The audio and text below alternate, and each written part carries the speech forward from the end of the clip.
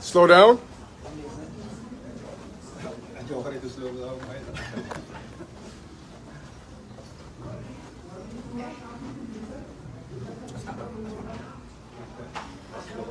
Cuma abad anu.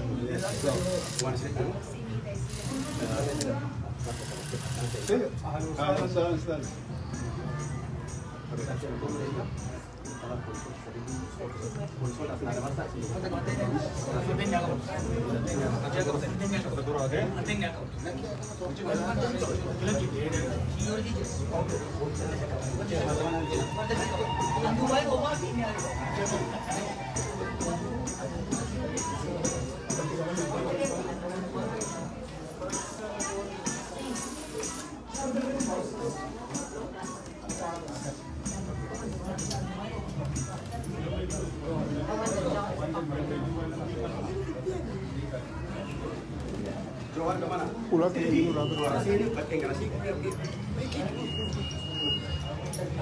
Here we go.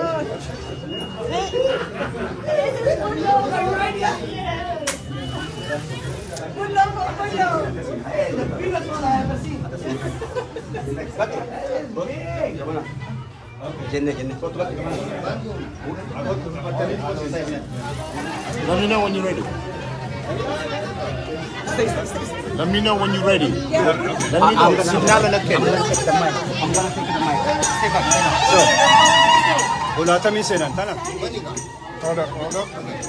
Ulata na miti? Yeah. All right. Let's go. Yes. Ready? Let's go. Okay. Let's go. It's in here. It's in Sena, Mantan. Let's go inside. I need both doors open.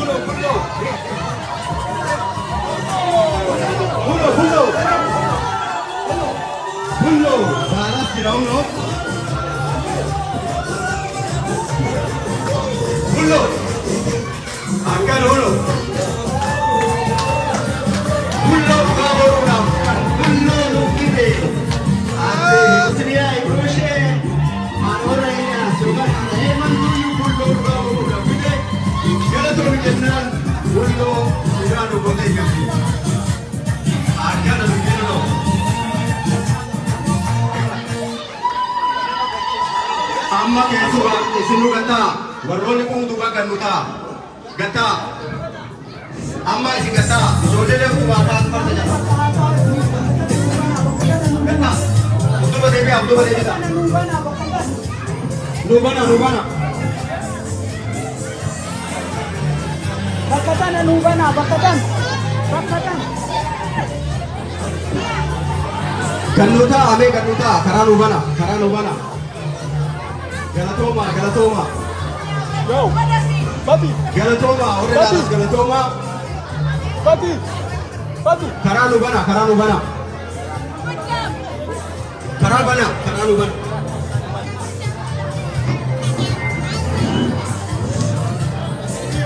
Cukti keessa dhutaa.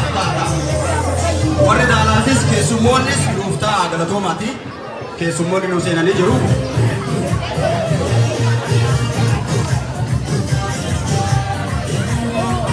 Please bakka nu qabadhaa, namni bakka nu deebi'aa, duuba deebi'aa.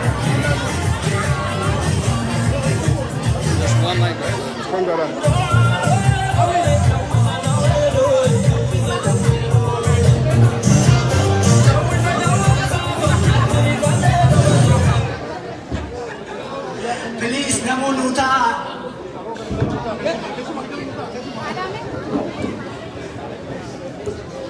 Please, may namu bakka deebi'aa nu ta'a. Supposed to turn on red.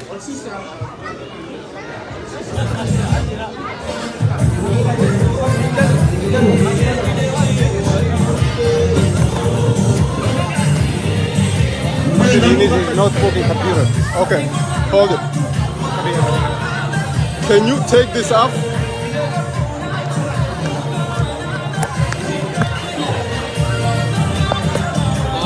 Summoonni dhuftee akkuma kabajaan nu seene kana bulloo fuula kana dura finnaa warri gaazexeessan gannuutaa. Bulloon Finfinnee ta'ee barreeffamee as jira. Warri qophii kan qopheessan hedduu ulfaadhaadha, galatoomaadha. Bulloo keenya suuraa kaafadhaadha. Bulloon alaabaa Oromoodhaatiin miidhagee bareedee isin dura jira. This surprise. Daalaas waan ajaa'ibaa gootee addee Osniyaa hedduu ulfaadhu galatoomii warra Ilyaasa Ibsaadhaati. Waan kan ishee itti yaadee bulloo qaamaan fiduu qabuudhaaf jiraata. Tekko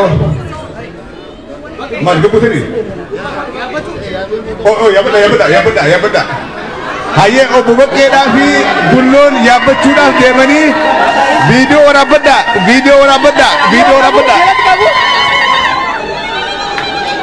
Video, yeah. Please ini Fardin. No, obbo Baqqeen bulloo koree jira. Bulloo akkatti dubbaa keenya. Obbo Baqqalaan kun ofirra gubbaa koree jira. Hayyee akka gaarii nu simadha. Hayyee bullootutti aanadha. Bullootutti aana amma bulloon nu kora. Uno. Obbo Baqqeen bulloo koreetti bulloo irraa gabbaadhaa jira. Waan ajaa'ibaati amma akka ijoollee kuruudhaaf deema. Jawwee qaaringaa. Ummata please dilechina ummata please fardin ce'an. Akka bulloo qaamaan dhufee. Bulloo dhala dhugaa godhee bulloo koree jira. Bulloo akkana. Bulloo biyya keessaa sanillee koruun isaa fagoo jiru. Akkana. Okay. Galatooma hundi keessaniyyuu fayyaa nu argadha. Hedduu kabajooma yoo fayyaa argadha. Amma ammoo Oke. Akkam nagaa. Kada awal ni nayo, akkam. Maganagaan ito. Maganagaan ba?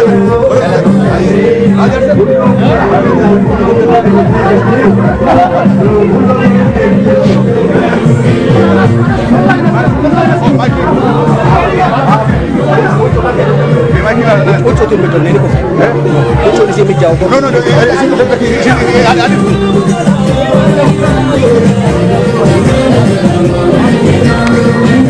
Lugaran ajaibat talaga ni. Dalas dubbi ajaibat talaga ni waan hedduu gaariidhaati. Uli bakka deeman hundaahu warri dhufuutaa bulloo kan qopheessu ta'an si'a garuu Dalas dura yaada kanaan dhuftee fakkeenya ta'uun waan hedduu gaariidhaati. cafe nugala temi haye bullon nura haso so amma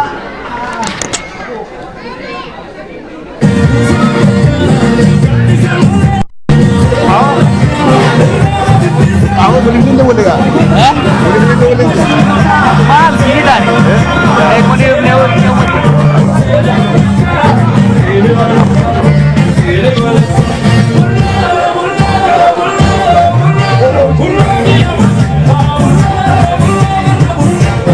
Is that women?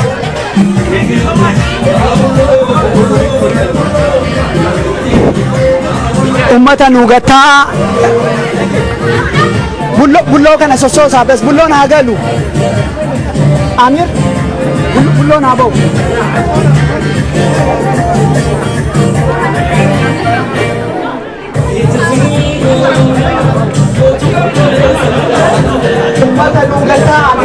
ummata nugata bullo aye namu bakati nugatenya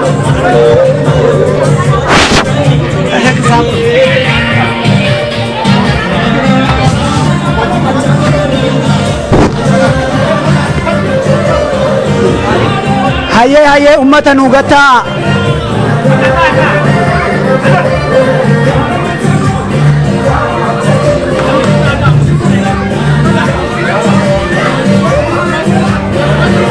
haye indagamu indalo Tole. Fayyada galatoomaa keessummaan dhuftee sagantaa jalqabuuf deemna. Namu akka bakka nu qabatan kabajaan isin gaafanna. Ijoolleen dhadhaabbattus gattataa namni guddaanis kan duuba jirtanis namu bakka ta'e kursii banaa dira tokko duuba kana jira. Gamanaas koota fayyada.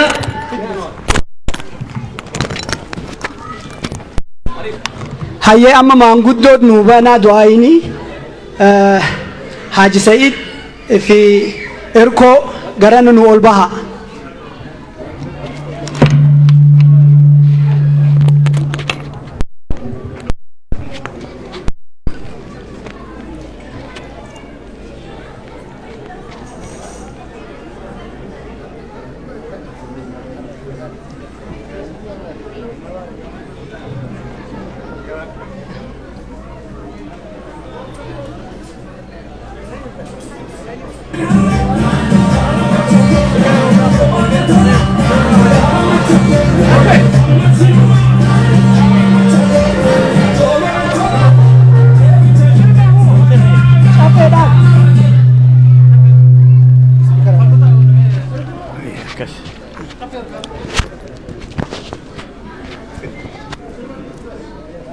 naga bultanii ummanni keenya naga bultanii amma duraan dursinee wanni kadhachuu barbaannu wanni rabbiin galatoomachuu barbaannu jara kana akkamiin akka turanii eessa akka turanii eessa jalaa akka baanii isa baasuuf rabbiin fuudhee immoo bakka isaan kaa'ellee achi hin beektanii bakka saniillee baasee amma galata rabbi galfannaa isaan bakka boolla sanii baasee du'a jalaa baasee adda fuudhee ummata kanaaf dhaabuun gammachuu rabbiiti. Rabbiin galatoonfadha marti keessanuu irratti aansineellee ittiin ta'uu barbaachisu namni Oromoon duruu kadhaane kawaa hundaa geettu kadhaan isaanii ammoo guddichi waa lamaayu tokkochummaa ka ittiin barbaadanii ka kadhatan lammaffoon ammoo biyya nagaa nuu godhi rooba nuu kenni nagaa nuu kenni jecha akka ittiin kadhatani tabiraallee hin qabanii isaan kalaasanii wanni kadhatani gaafa rakkatanii Oromoon dur bahee bonni qabee horiin gara deebu dhabee yoo rakkatanii ka'anii malka'aa fi tullutti baanii rabbiin kadhatan rabbiin ammoo qulqullummaa waan kadhataniif isaan waliin jira akka jiruun garii uduu achiin kaanii rooballee rabbiin achitti kennaafi ammallee waan nu barbaadnu rabbiin nu haa kennu ummata keenya nagaa haa godhu ummata keenya karaa malee dhiinni jigu kanallee rabbiin nurraa haa dhaabu nagaa isaaniillee nu haa kennu ummata kanallee ummata afoo dhaabatanii galanii adda bakka sanii baasee rabbi asiin isaan ga'e ammallee karaa nagaatiif karaa qajeelaatitti rabbi isaan haa marra'u wanni isaan irra deemanii wanni isaan jedhan martinuu karaa qajeelaatitti haa dhumtu kanaaf rabbiin galatoonfannaa galanni ka rabbiiti Allahumma salli galatoomaa nuuf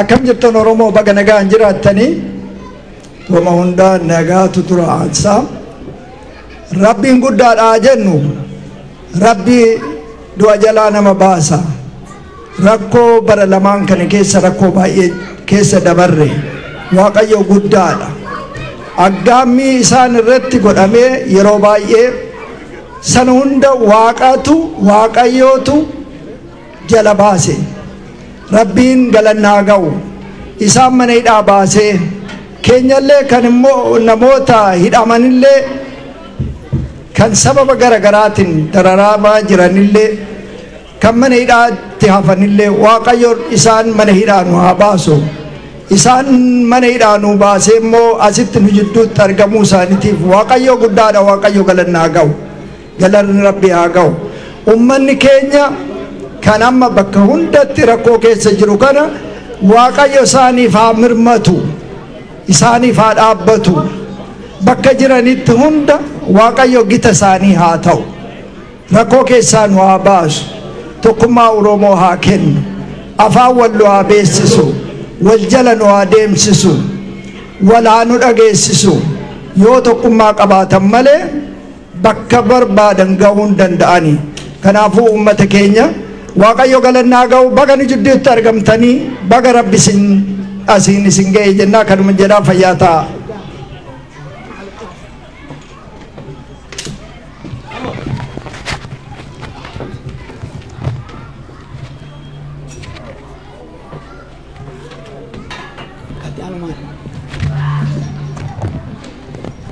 Kanatti aansinee manguddoon teenya haa galatoomanii du'aa inni bananii jiru.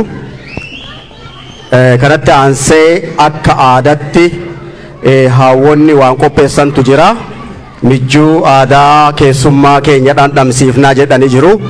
Ka gara waltajjii dhufanii keessummoota keenya mijjuu nu haa dhandhamsiisanii.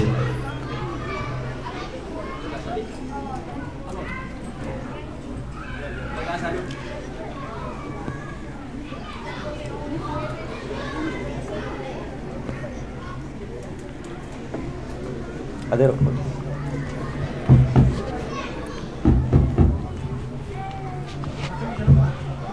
Where's Amir? Amir. Amir.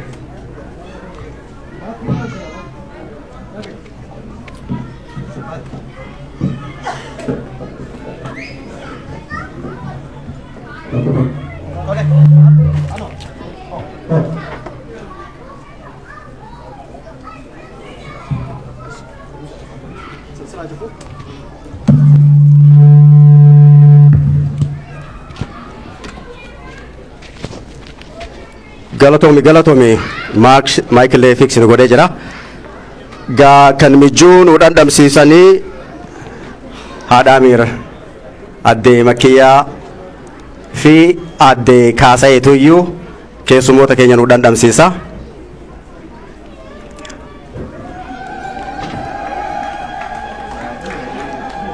Hangafarraa jalqabna jedhanii obbo Baqqalaatu iyyuu dura dhandhamu deemaa. Maal isin biratti gammachuun hin jiru? Galatooma.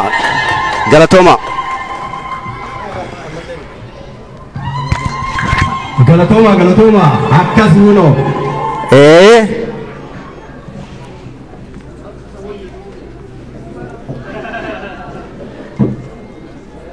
Itti aansee Jawahar Muhammad obbo Bullootu iyyuu dhandhame jechuudha.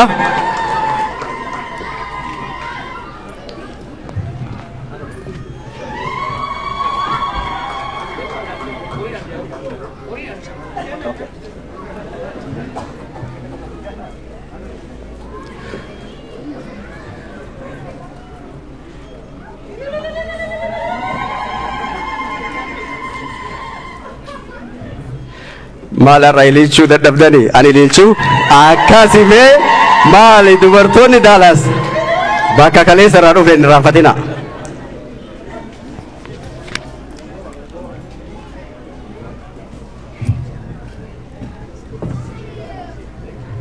Kanatti aansee adde Misraan mee waan jettu keessummoota fi isiniin gabaabsitee waan isin jettu qabdi welcome isin jettee jechuudha.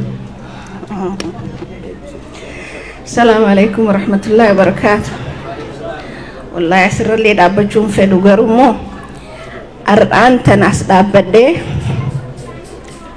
haawwan addunyaa tana keessa jiran hunda haawwan addunyaa tana keessa jiran hunda namni Joohar jaalatu hundinuu haati saasan mudhii hidhattee oguu kanattis jaajaarra teessee gartee cimimmuu dhalan qabne takka gootu wajjini cimimmuu san goonee haadha saati alhamdulillahi rabbil aalamiin haati dura deessee isa arkiteeti nutilleen arra deenyee hunoo bulloo keenya ijaan agarree haawwan Oromoo bikka jirtan hundaa warri du'aayiidhaan haadha Jooharii wajji ciminfachaa baatan arra deessanii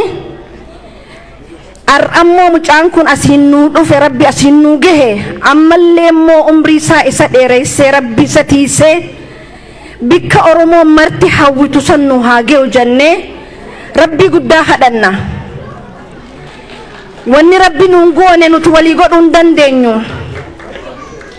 Ka isa fidees rabbi, ka daalaas fidees rabbi, ka nu garsiises rabbi. Hawwi inni itti jirullee gartee sabni kiyya kana ta'e je'ee ka saba isaatii dhaabbatee nafsee isaatii wajjiin tigilii ajaa'ibaa godhee rabbiin hunoo guyyaa 40 midhaan malee waan kaayef isaa beeka. Nuti immoo tana hunda alhamdulillah jennee gammanne rabbiillee gammachuu fiixaan baatee nu haa godhu. Bikka deemtan hundattuu hafuurri keessan haa urgaa'u. Mukaa citaan isin haa simatu. Jaalala dhugaasan isin haa kennu. Hawwii isin dhaabbattaniif tanallee rabbi bikkaan isin haa ge'u. Isin jaalannaa rabbi gargar nun baasin umrii barakaa qabdu isin kennee hawwii teessan san bikkaan isin haa ge'uun ja'a galatooma.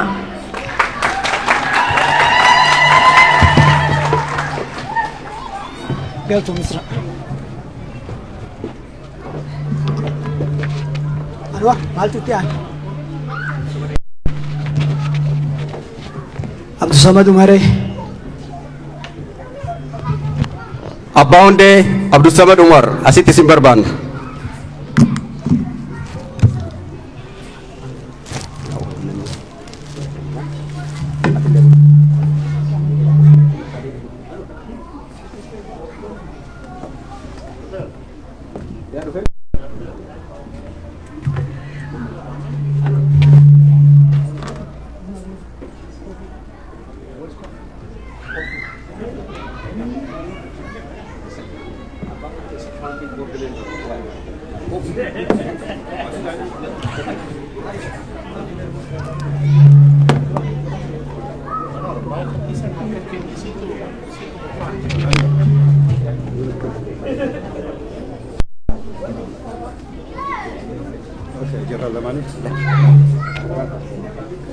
Okay, galatooma kanatti aansinee sagantaan qabnu Daalaas keessatti yeroo adda addaa yeroo isin yaamnu akkanatti nu argamtaniitiin nu gammachiiftanii nu bareechitanii bareedaa gammadaa isiniin jenna.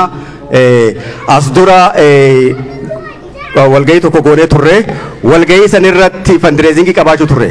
Fandireezingii sanirratti namoonni adda durummaadhaan yeroo gaafannu gargaarsa jajjaboo nu kennan nama haga tokko guutuudhaaf godhuu waan hin dandeenyeef nama haga tokko at least galatoomaa jechuun waan barbaannuuf isaan saniif Abbaan Hundee chairmaanii boordii duraanii OMN waan tureef namoota saniif badhaasa nuu kennaa jechuudha. So isaanumatti hin kennaa. Ibrahim Sharif. Obbo Ibrahim Sharif Ibrahimee Asnuyama yookaan akka ol seenu nu godha yoo kaala jiraatu taate. Anaatu fuudhaaf rakkoon hin jiru. abbaan hundee Ibraahimee bakka bu'eetiin fuudha jedhee haga inni dhufutti isa torkaa qaba garuu yeroo inni dhufee jedhee ni kenninaaf jechuudha.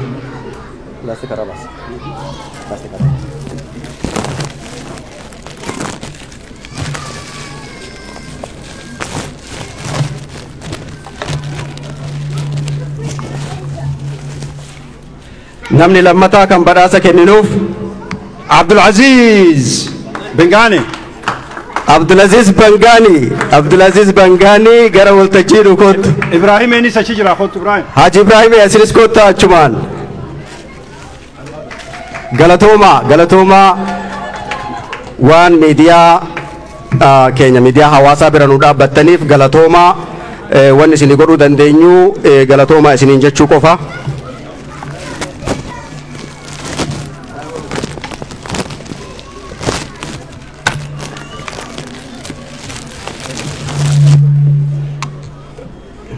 Galatooma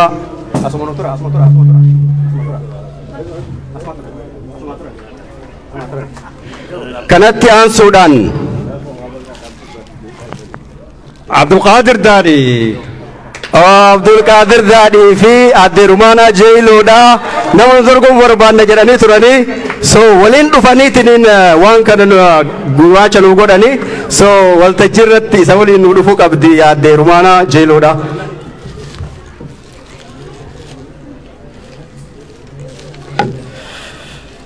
kan biraa akkasumatti maatii isaa waliin guutuu kan gaafsan miidiyaa bira nu dhaabbate maqaan isaa Muhammad Abdallah yookaan immoo Areedo jennaan jechuudha maqaa isaa namni beekamuun Areedoodha.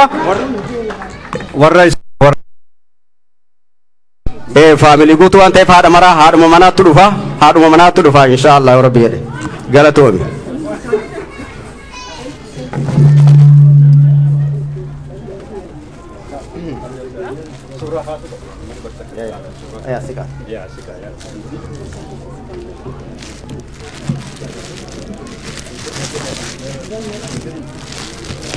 Hai Bangani ini Aadde Fariyaan eessa jirti? Aadde Fariyaa dubbiin jiru kai. Walumaan kennitanii walumaan kaatanii fudhattan. Kanaafuu dhiifama nu godhi as dhufuu qabda. Kanatti aansinee immoo Khatiyaanus Zaki Idris. Zaki illee nu jidduun jiru na fakkaata. But Farihaatu fuudhaaf. haa galatoomanii nama sadihin guyyaa tokkotti nam sadi ta'anitti irra guddaa isaa guyyaa san $10,000 nu kennam sadi ta'anii haa galatoomanii warroonni kunninis akkasumatti warroota 3,000 ol nu kenne galatoomaa isiniin jenna akkanumatti gargaarsi keessan ittiin haa fufu bakka irraa baaftan itti isin haa guutu jenna galatoomaa bakka nu deebi'a.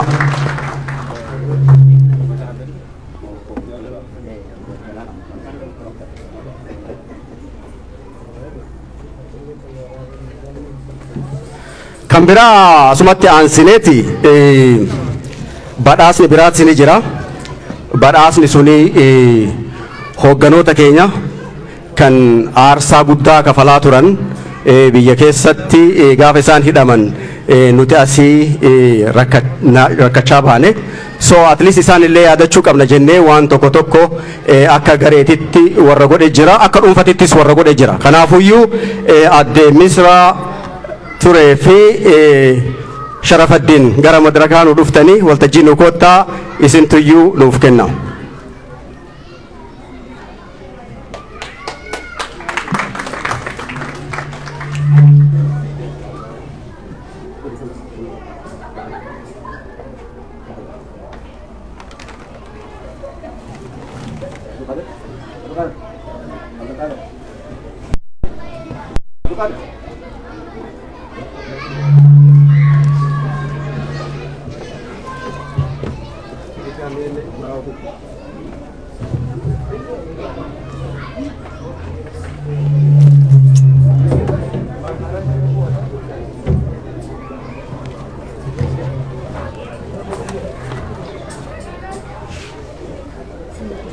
Thank you.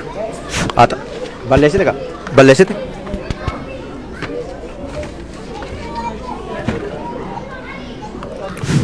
Okay, galatoome.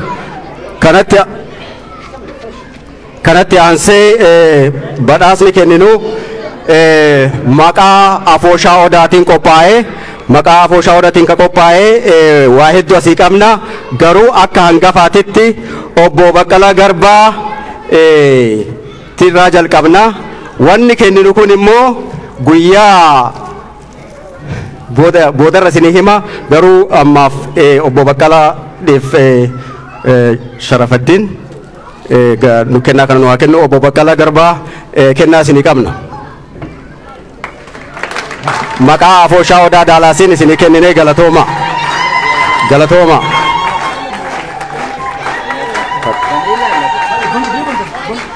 Haa bananii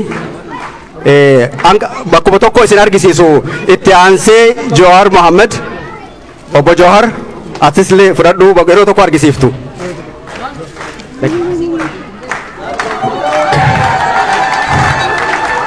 Obbo Jawahar Mohammed yoo kaadatan taate bara 2018 taankii Minnesota irraa taa'ee ittiin wayyaanee maqala ittiin galche obbo Lammaa Magarsaatitti kennee waan tureef ammallee akkuma baratte taankii biraa si binnee taankii biraa si gabaafna maqaa afooshaa odaatiin gaafa duraa taankii tokko si badhaafne gaafsan taankii tokko sin badhaafne har'a garuu taankii biraa obbo Baqqalaan gargaarsa argattee jirta jennaa galatooma. Ummanni kun waa hedduu qopheessee ammallee magaalaan kun Texas biyya kaawboy jirra. Kaawboy garuu fan ummata kana akkamatti hin galchinu dhuguma kaawboy fakkaatuu qaban waan jenneef obbo Baqqalaa Garbaa obbo Baqqalaa Garbaa isinii qabna.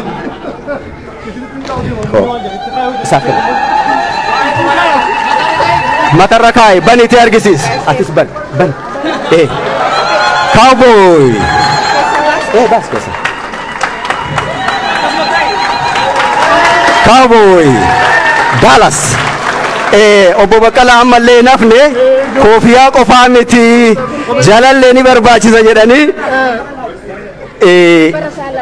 tokko. Aono. Bane. Texas jechuun kana gaawno.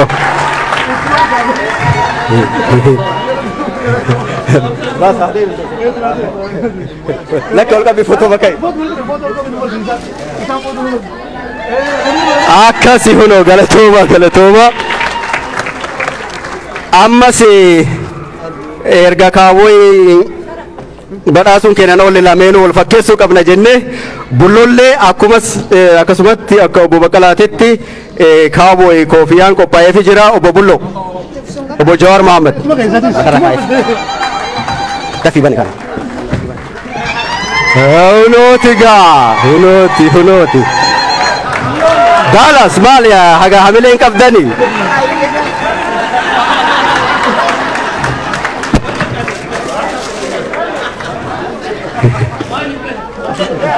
Tekena kamat.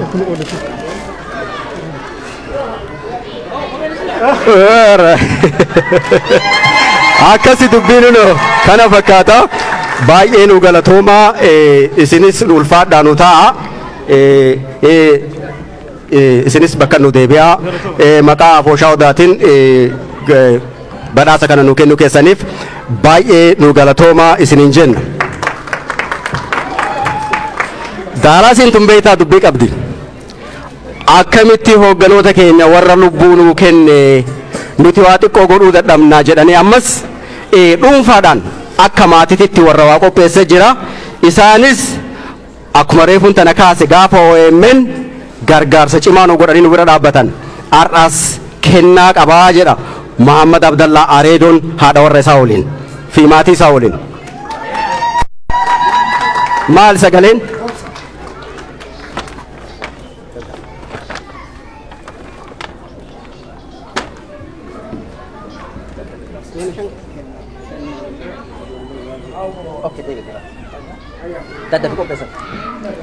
Okay, sagantaan dheeratee dhiifama nu godha ijoolleen gaggabaabsitee waan jechuu jennu qabna jetta.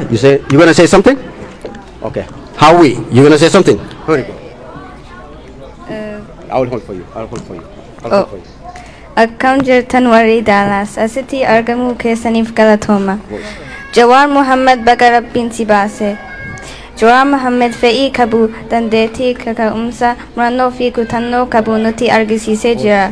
Jawaar Muhammad jechuun rakkoo sabni Oromoo keessa jiru sirriitti qoratee falmachuutti seene. Oromoon mirga abbaa biyyummaatiif akka qabsa'uu fi qabsoon kunis qabsoo bu'uuraa akka qabu nu barsiisee jira.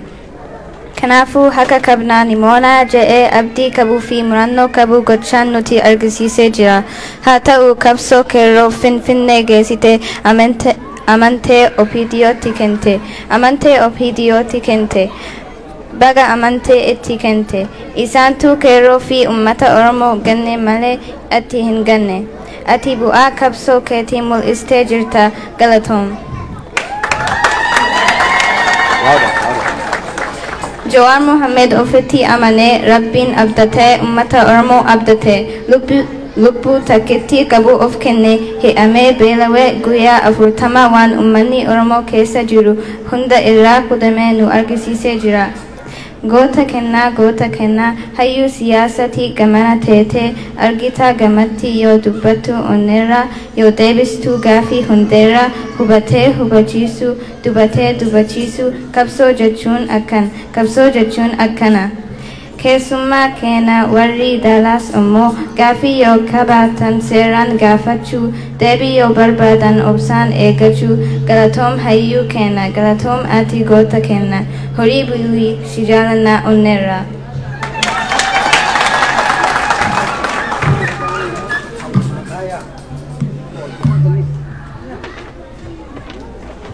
Okay. Hello, City of Dallas. Thank you for coming. First of all, thank Allah for us to see Jawaar Muhammad here today. Jawaar Muhammad is Oromo's hero and leader. He is an Ethiopian political analyst and activist. He is the founder of Oromo Media Network. He is also known for being the leader of Oromo protests. Jawaar Muhammad is intelligent, brave, and sticks to his plans. He has good plans for Oromo and good communication skills. Jawaar Muhammad, we love you. You are Oromo's hero. Thank you and welcome to Dallas. Galatoma, Hayar Gadda.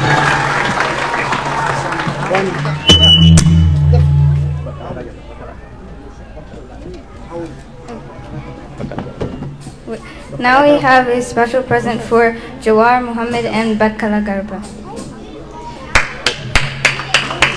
Obbo Bakkala Garba, kennaa isinii qabu maatiin kuni. Thank you. Harkadhaaf ijoollee tana Rabbi haa guddisu. Itti aansinee Obbo Jawaar Muhammad. Now we have a present for Jawaar Muhammad.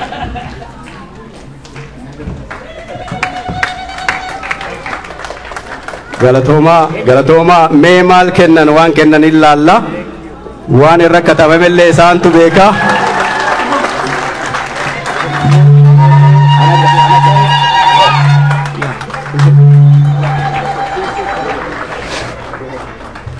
haa galatoomanii kana qofaa miti waa sadi fidanii sadiin keessaa gaafa jarri biyyatti hidhaa keessa turan nama asirraa waliin jiraachaa turre hoogganoota keenya achitti dhiiseen deemu jedhee isaa waliin achitti dararaa argaa ture Ridwaan filee qophaa'ee ture. Ridwaan sababa maatii isaa laaluudhaaf gara Siyaatil waan deemeef har'aaf immoo kennaa isaa Obbo Eliyaas ibsatti kenninaaf.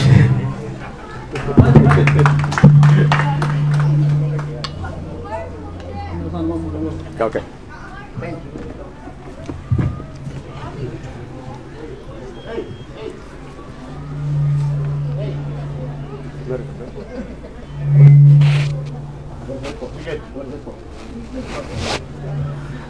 Okay, kanatti aansee amma waltajjii keessummoota keenyaaf akka isaan haasaa nu godhan isaaniif waltajjaa kennina.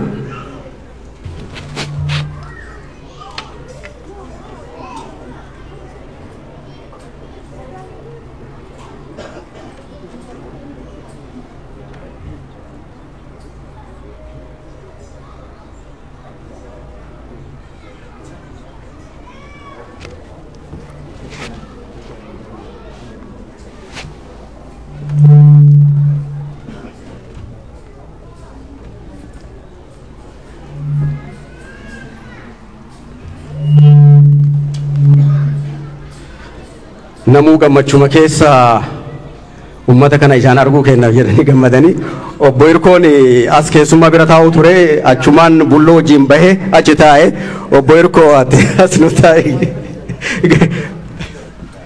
obbo Hirkoon bulloo geggeessa jedhee achumaan achi tufee taa'e galatooma kanatti aansuudhaan waltajjicha oofishaalii banuudhaaf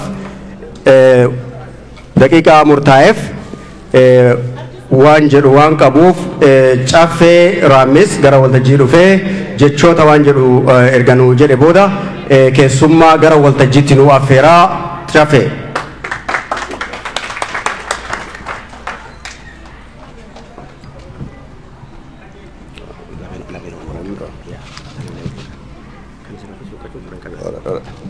Thank you. Assalamu alaikum wa rahmatullahi wa barakatuh. Qophii bareedduudha baga nagaan dhuftaniin jaa. Joorii fi baqqalaa dura nutis baga hidhaa baanee jaa nutis mana hidhaa turre. Haqa isaan mana hidhaa jiran nutis asiidii siriira baanaa laaf falmataan faanii isinillee hundinuu bakka jirru hundaa magaalaa takkaa jira magaalaa Oromoo nama sadii jiraata. Nam sadiini Firii Baqqalee Garbaa, Firii Joowar Mahammad, Justice for Hacaaluu jedhanii hiriyeebaa turan. Isin hundinuu warri waan kana qodara hin fudhanne jirtanii waan gootan hundaaf galatoomaadhaa Baqqalaadhaa fi Joowariis baga nagaan baatanii nuti tokkamtaniin jaan. Warri 2020 yeroo dukkanaa ture. Warri ala kana akka rogeeyyitti hojiin dalagaadhaa ture. Joowariis dabalatee hagi tokko biyya galeeti nu afaan garagalee diinaa wajjin dhaabbatee dhagaa nutti yeroo eegale. Hangi hafee hanga xiqqaadha. San keessaa warra biyyatti hafee akka maletti cichee haga hidhaa seenee guyyaa 40 fi waa agabuu taa'utti warri godhee Baqqalaadhaa fi Joowarfaadhaa waa hedduu kutaniiti as ga'anii baga nagaan baataniin jaan. Haa ta'u isaan haabanii garuu hooggantoonni adda bilisummaa Oromoodhaa warreen jireenya isaanii guutuu qabsoo Oromoo irratti dabarse. Ka'arraas mana hidhaa keessatti rakkachaadhaa jiru.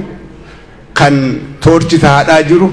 Kan maatii wal dhabee biyya ifii qe'ee fi keessatti ukkaamsaa addaa keessa jiru. Arraas akka yaadaan bira jiraannu barbaadan, akka deeggarsaan bira jiraannu barbaadan, akka sagalee taanuufis barbaadan. Gammachuun teenya irruun Baqqalaadhaa fi Joowar arguudhaaf ni gamman. Gammachuun teenya guutuudhaa miti. Warra isaan dura qabsoo keessa ture. Warra isaan caalaa wareega hadhaawaa kafale. Warreen dirree qabsoo keessa garaa hidhatee kilaash fannifatee umrii daa'imummaa tureetu arraas manidhaa Oromiyaa Qaalitti keessa rakkachaadhaa jira. Gaafa isaan hundi hojiin nuu bahan gaafa qeeroon kumaantamaan manidhaa keessa jirtu Oromoo tahuu qofaaf kan yakka tokko hin dalagin hidhaman gaafa isaan hundi hojiin gannuu dhiifaman gammachuun teenya guutuudha. Karaa biraatiin obbo Baqqalaadhaa fi Joowar qabsoo karaa nagaa geggeessanii durumarraa'u karaa kanaan deemaadhaa turan. Qabsoon karaa hedduudhaan jirti. Warri hidhannoodhaan malee diinni cabujuus karaa sirriidhaan jira. Warri lakkii hidhannoos lolaadhaa karaa nagaatiinis diinaa wajji haasoynee deemuu qabnis karaa sirriidhaan jira. Namni keenya asitti konfiistoo hin qabu. Waldhabbii yaada kana lameen iddoo hin jirtu. Waan kana uummanni keenya akka gaariitti hubadhaadhaa. Fayyaadaa haganumaan ja'a. Joowar naafi Joowar yeroo dheeraa amata 10 beekaa keenya Joowar amata 10 boota 10 wal beeyna gaafa maqaan isaa Tolaa Buliidhaatiin beeka. Akkasii Joowar Tolaa Buliidhaa paaltokirra wal beeyna. Qabsoo naaf inni paaltokirraa hojii eegale gaafa miidiyaan hedduun jirre gaafa feesbuukiin hin jirre paaltokirraa nam 50-60 wal geenye achirraa qabsoo Oromoodhaa eegallee unu hangarraa wajjin geenye. Qaalittis dhaqee sinna deebi'ee jechuudha. Gadaadhaa.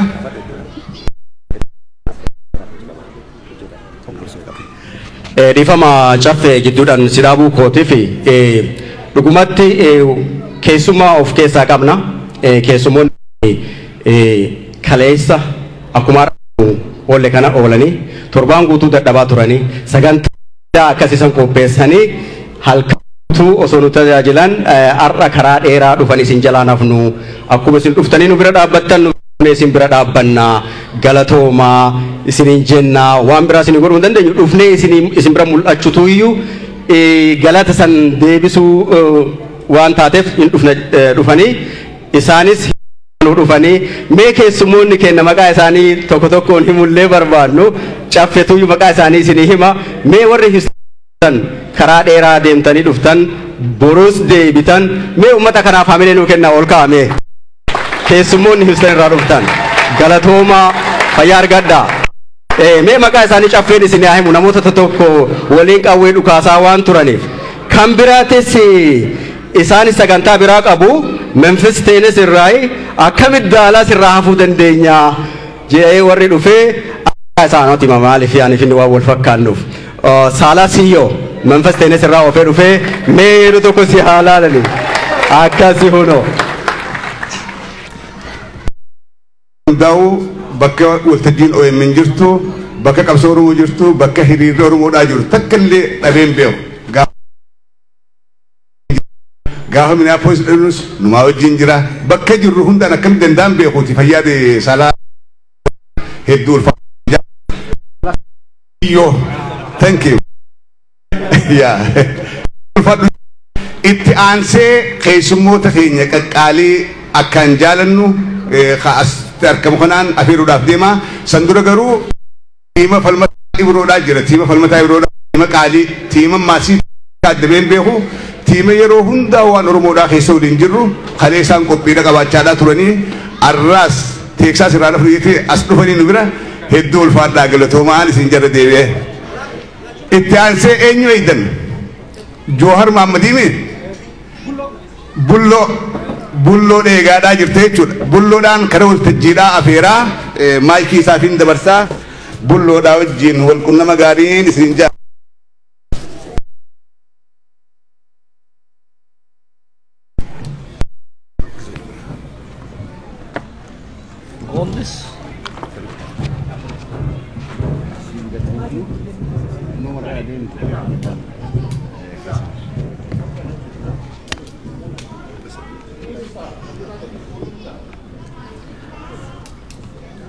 Akkam ooltan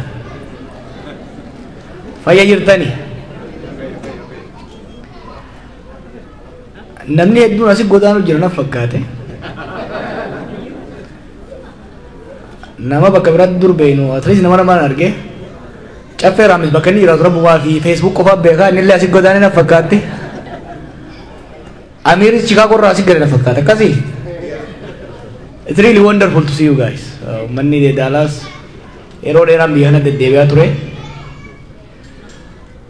gaafa jalqaba eegarruurraa gaafa Oromoo Farsirraa eegallatanii nu gargaaraa turtanii booda immoo erga shabbee seenne boodas asii hanga DC deemuudhaan asittis hiriira nu bayaa hedduu nu gargaaraa turtanii hedduu galatoomaa ulfaadhaa jechuun barbaada keessattuu immoo namoonni hedduun almost family warri as jirtanii Elias Ibsaati family isaa amata mee qolbee namu I think some 17 no I think you know me before I was born I met him I think 2005 akkuma biyya kana dhufeeni erga gaafa san walitti amadamne hangamma asiin nu ga'e OMN jaaruu qofa irratti osoo hin tahin keessattuu last 2 years yeroo OMN biyya kanattis biyya sanittis haleellaan ciccimaan irra ga'e keessatti I don't think it would have survived without Elias Ibsa yeroo tokko Elias Ibsaa fi haadha manaa isaatiif halkan adaan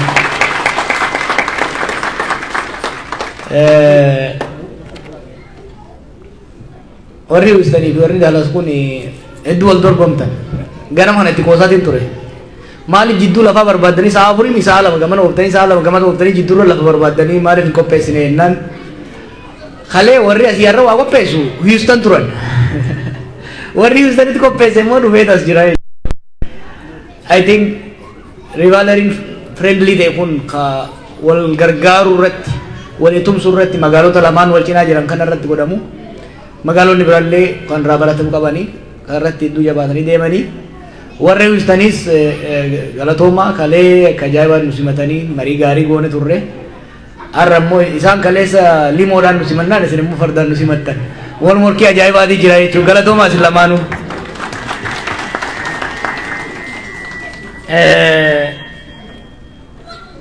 Buna dhuine buna dhugeetiin bal'inaa isinitti deebi'a. Yaada hedduu isinirraa dhaga'uu barbaannaa gaafilee keessanii isinirraa dhaga'uu barbaannaa marii bal'aa godhuu barbaannaa. Isinumatti haasa'uu qofa osoo hin ta'in silaa waan haasa'u ijoolleen waraabdee isinii dabarsiti. Boodarra gaafii deebiitti nan deebi'a. Ergaan gabaabaan nuti biyya alaa ittiin deemaa jirru tokkoffaa isin galateeffachuudhaaf. Yeroo nuti jedhaa turretti nu qofa miti yeroo namni keenya rakkoo hamaa keessa turetti ummanni keenya biyya alaa tokkummaa isaa osoo hin sharafin qabsoorraa abdii osoo hin kutatiin bifa cimeen deemuun mana hidhaa keessatti hamilee guddaa nuu kenni ture. Hidhaan balbala sitti cufamuu miti kan nama daddabsiisu. Balbalti sitti cufamuu miti kan si kuffisu, ka harka si kennisiisu. Keessattuu hidhamaa siyaasaa wanti miidhu gaafa namni sun hidhame takkaa hidhamte ummanni inni nan qabsaa'aaf jee of kenne sun yoo duubaa harca'e yoo qabsoorraa maqe yoo tokkummaan isaa kan laaffatu taate edaa bilaashin aarsaa kafalee edaa ummata arra qabsoo irraanfatee waan gabbaaneef irraanfate saniifin yeroo kiyya bilaash godhe jechuun sammuu namaa tuqa. Nu garuu akkas hin taane. Ummanni keenya kabiyya alaatis kabiyya keessaatis dhugaatti mana hidhaa sanitti warri dhuftanii laaltan namni muraasa jiraachuu ooltanii guyyarraa namni dhibbaatamaan bahaa dhiyaa kaabaa kibbaa dhufee hamilee keenya nu cimsaa ture waan qabsoon keessa jirtu nu himaa ture.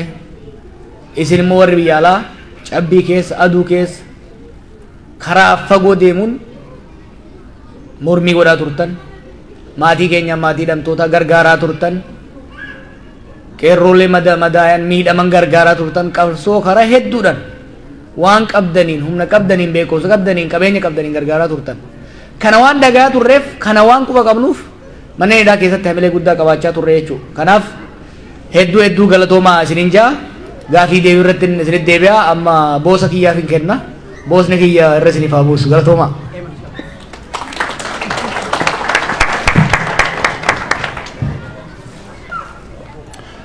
Akkam jirtu bakka deemnu hundumaatti dubbachaa turre wanta nuyi haasaa turre hundumti keessan quba qabnu waan haaraa waan isinitti himnus hin qabnu bakka kanatti. Akkuma inni kaasee kaayyoon keenya inni guddaan isin galateeffachuudha. Haala keessa turre keessatti biyya keessattis biyya alaas Oromoonni jiran utoo hamleen hin taane ta'eeti fayyaa hamma qabnuu fi nagaa hamma qabnuutiin achi keessaati tariitii hin baanu turre baay'ee hamlee keenya tumsitaniittu kanaaf galatoomaa masiniin jechuudhaaf iddoo kanatti argamne. Garuu har'a fuula keessan gaafan asitti argu wayi tokkotu natti yaadatame kana dubbachuuf hin turre garuu baay'ee keessan fuula keessan gaafan ilaalu jechuudha. Amantiin itti amanu kitaabi tokko keessatti akkam jedha namicha Nahimiyaa jedhamu tokkotu ture. Namichi Nahimiyaa jedhama mana mootii jira mana mootii hojjeta mana mootii keessa tajaajila waan hundumaa mijataadhaa fi gammadee jiraata mana sana keessa. Garuu nama biyya isaatii tokkotu dhufee gaafa dhufee keessumummaa gaafa dhufutti gaafate waamee gaafate sabni koo nan keessaa dhufe suni sabni koo inni boojuu irraa hafe suni inni booji'amuu irraa hafe suni maal hojjeta maalitti jira akkamitti jira sabni koo jedhee gaafate. Sabni keenya jedhe sabni keenya waan inni keessa jiru jedhe salphina inni keessa jiru qaanii inni keessa jiru rakkoon inni keessa jiru hin dubbatamu jedhe itti hime. Dallaansaa diigameera balballisaas gubateera nama isaa dubbatu malee dhabee hafeera jedhetu waa'ee saba isaatiitti gaafa kana dhaga'u namichi kuni fuulli isaa baay'ee gurraacha'ee jedheen baay'ee gadde jedhe waa'ee saba isaatii baay'ee gadde baay'een keessan as teessanii waa'ee saba keessanii akkasii yaaddan nan beeka waan sabi keessan har'a keessa jiru waan quba qabdanii fuulli keessan ifaa miti si'an ilaalu ifaas ta'uu hin danda'u sabi keenya rakkoonni keessa jiru akkuma namichi ammaa dubbateedha dallaa malee hafee nama sattiksu malee kan hafeedha eenyullee itti bobba'ee ka ajjeesu eenyullee waan barbaade kan irratti raawwatu kan irraa dhowwu kan hin qabne ta'ee hafeera sabi keenya dhugaa akkuma sana natti fakkaata fuula keessan kana gaafa ni ilaalu kunis immoo dhuguma kana dagachuu hin qabnu waan sabni keenya keessa jiru gar tokkoon beela'aa jira gara tokkoon lola keessa jira qeesaa keessa jiraachuu dadhabee jira nagaadhaan bahee galuu dadhabee jira jireenyi itti qaala'ee qonni bakka hedduutti geggeeffamaa hin jiru daldalli bakka hedduutti geggeeffamaa hin jiru akkuma baay'een keessan quba qabdanii xalayaan biyyaa isin ga'u bilbilli biyyaati isin ga'u ka akkamii akka ta'e quba qabdu kanaaf fuulli keessan gammadaa miti jedhee san fudhadha haa ta'uutii nuyi baanee asitti argamuu keenya gammachuu keessan mul'isuudhaaf yaaltaniittu waan gochuun isirra jiru gootaniittu isa hafeef immoo ba'uun keenya fakkeenyaatiif lolli Raashaa fi Ukireen gidduutti raawwachaa jiru lolli yookaan rakkoon bakka biyyoota adda addaa jiran akka inni mul'anne godhe akka inni hin beekamne godhe akka inni xiyyeeffannoon arganne godhe biyyuma keenya keessatti immoo yoo fudhanne lolli Tigraay keessatti geggeeffamu rakkoo Oromiyaa keessa jiru akka inni mul'anne godhe kanaatiif akkasumatti du'aa jira sabi keenya utuu hin beekamin du'aa jira utuu hin beekamin gidirfamaa jira utuu hin beekamin qeesaa keessatti waa hedduun irra gahaa jira nummoo hiikamuun keenya namni lama hiikamuun keenya namoota warra achi keessatti hafe akka xiyyeeffannoo isaan dhaban akka hin goone akkasin hubattan hin barbaada ammallee akkuma caffeen kaase nama hedduutu hidhaa jira nama hedduutu baqannaarra jira nama hedduutu immoo rakkoo adda addaa keessa jira kanaatiif rakkoon keenya hin furamne hin dhaabbanne qabsoon keenyas hin furamne bakka hin geenye itti fufa kanaaf ba'uu keenyaan gammaddanii yookaanis raawwate isinitti fakkaate waan kanaan dura gochaa turtan tumsa saba keessaniif gochaa turtan iyyaafannoo saba keessaniif gaggeessaa turtan akkasin hin dhaabne isin yaadachiisuun barbaada.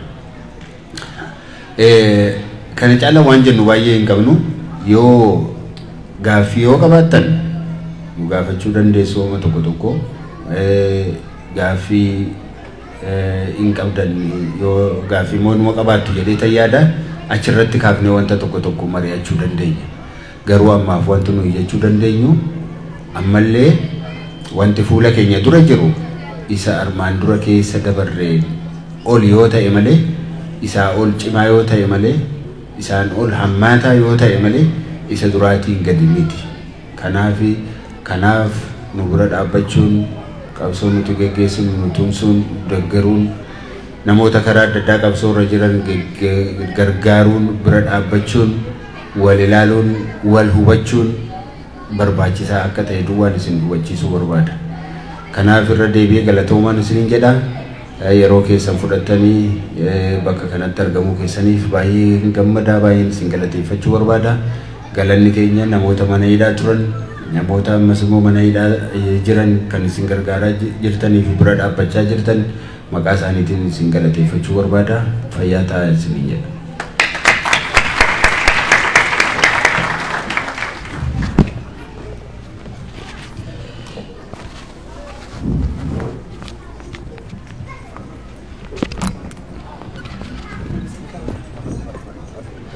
Galatoma fayyaa argadhaa warri obsaan dhageeffattanis nuuf galatooma kanatti aansinee ergaa qabna ergaa gabaabduu daqiiqaa laman caalle So isaanis dargaggoo yookaan immoo garee kubbaa Daalaas ergaa hawaasa Oromootti ergannaa dhaamsa dabarfannaa waan jedhaniif ergaa isaanii haa dabarfatanii.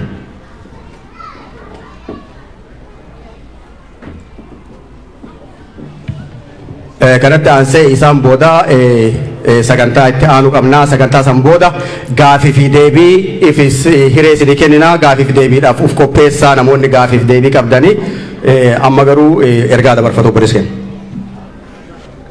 Galatoon Oromoo akkam jirtu? Dhimma jara keenyaa booda gaafii fi deebiitiin isaanis dubbisee gaafii sun qabaadde yaada dhuunfaa koo dhiyeessadha. Amma kan asitti na ergate qeerroodha. Qeerroon kun qeerroo Daalaas akkuma beektan bakka hundatti bakka Oromoon waa tokko godhate hundatti dhaaba siyaasaan qabanii amantiin qabanii Oromoo hunda wal qixa laalu yaada qabu ejjennoo mataa isaanii qabu garuu gaafa Oromootti dhufe Oromoota qofa ta'anii dhaabbatu ijoolleen kuni. Egaa ijoolleen kun waan isaan godhan keessaa tokko kubbaa miilaa taphatu. Kubbaa miilaa taphachuun immoo walitti dhufeenya dargaggootaaf qooda guddaa qaba. Minisootaa deemuuf jedhu ijoolleen kun waan isinitti tolu keessaa tokko barattootatu keessa jiru. Barattoota kana sababii maallaqaaf jedhanii dhiisanii deemuun barbaadanii hunda fuudhanii deemuu barbaadu. Namoota haaraa biyya kana dhufantu jiru bakka Oromoon jiru dhaqanii ilaaluu barbaadu. Ijoolleen kun ijoollee kanas duubatti dhiisanii deemuun barbaadanii kaayyoon isaanii Oromoo walitti qabu bakka Oromoon jirutti qooda isaanii bahuudha waan ta'eef gargaarsa uummata keenya irraa gaafannaa jedhan. Maalidha? Hedduutu jira, baasii hedduutu jira. Namoota amma kana fuudhanii Minisootaa deemanii dhufuun baasii hedduu nu gaafataa. Kanaafuu gaafa torbee dhufu gaafa 3 sa'aatii 4tti guyyaa waggaa lammaffaa yaadannoo Haacaaluu Hundeessaa faana wal qabatee paarkiitti qophii fandiraayizingii qopheessaniiru. Qophii kana immoo hawwan magaalaa Daalaas jiran waliin qindeessuunidha. Teessoonsaa 300 North Plano Road Richardsanidha. Yoo gaaffii kanarratti qabaatanii qeerroo keessaa nama tokko yoo quunnamtanii ibsa caalaa isinii kennuu barbaadu. Please gargaara ijoollee kana maallaqaanis bira dhaabadhaa. Yoo yaada qabaattanis yaadaan bira dhaabadhaa. Ati aqiititti dubbadhu naan jedhan naan dhufee galatooma. Galatooma akkasii waltiin dhisuun gaariidha. Hireellee olii kennuun barbaachisaadha. Kanatti aansee warroonni reefuun tana seensarratti haala isiniin dhaabnu jennee seentan warri maqaa keessan barreessitan